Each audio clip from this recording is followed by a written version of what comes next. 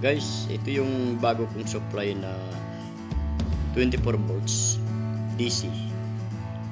Bali input nito ay 220 volts.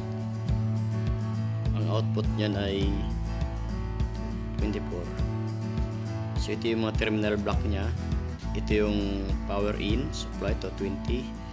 Tapos ito yung mga negative positive na 24 volts. Yan, yung isa dyan ay earthing. So ito yung 24 volts ko na power supply para doon sa kisame na papalitan ko ng ganito rin. Kaya lang medyo maliit yung dati. Yung terminal block niya. Yan yung 1, 2, 3 positive sa kabila, 1, 2, 3 negative. Yan, power supply. Yan, tatlo na yung negative. Ito yung tatlo naman ay positive. So, yan ikakabit ko. Ito itsura niya. So, bali ito ay 10 amperes. 10 amperes DC. 10 amperes yan. Yan yung paglalagyan ko ng power supply. Yung may LED yan dyan sa loob. Strip na LED type. Strip lang siya. Yan. Totally buo pa siya. Tapos ang problema lang dyan yung power supply niya is 12 volts dati na 5 amperes lang na medyo bumigay na. So ngayon 12 volts yung ilaw ko. 5 amperes. Ito yung power supply niya. Nasa ilalim nito. Ayun yung strip ko, yung LED light. Yan yung dati kong power supply na 220 EC, 12 volts DC. Malit 5 amperes lang yan. So baka bumigay kasi medyo malaki yung ilaw niya. 12 volts din yung ilaw, 24 watts. So sa sobrang haba niyan, bali nakaparallel sa tatlong LED. So bali baka bumigay nga. Mahaba kasi yan eh.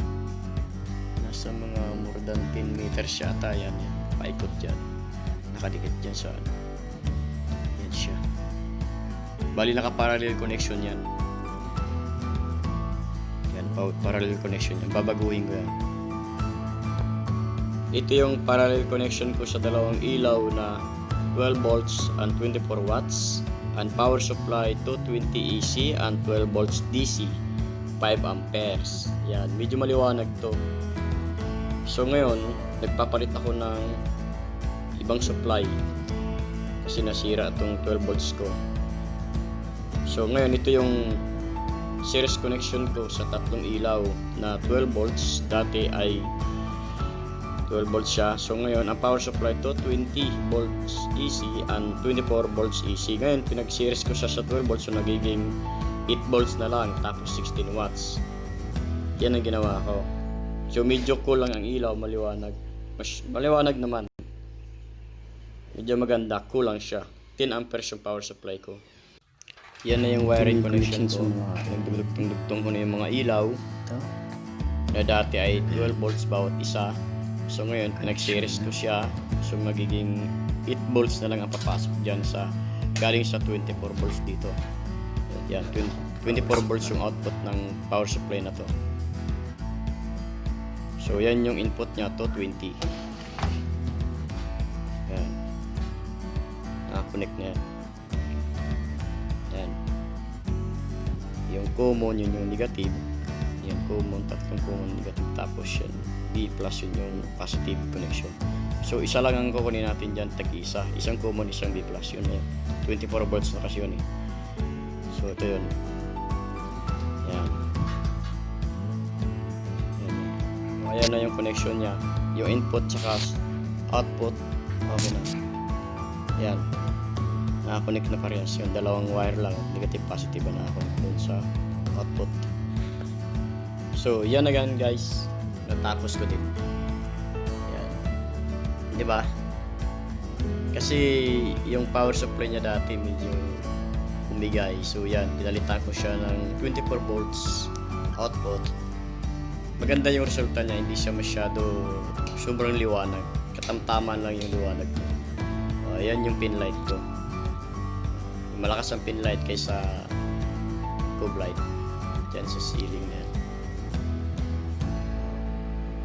Ayan. Yan siya.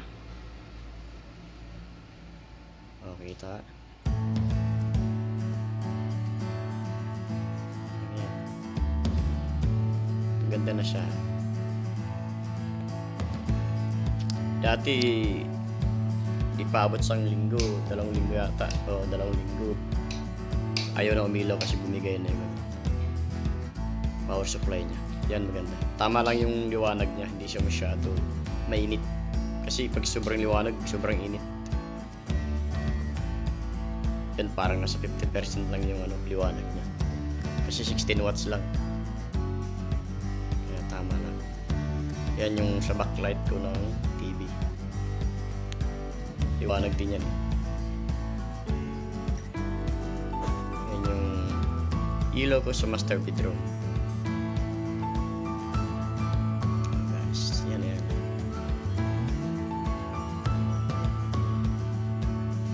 Siya. Masarap na matulog pag ito lang pailawin mo. Masarap na tumagay.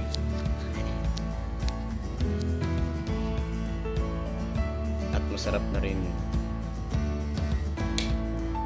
magpalamig dyan.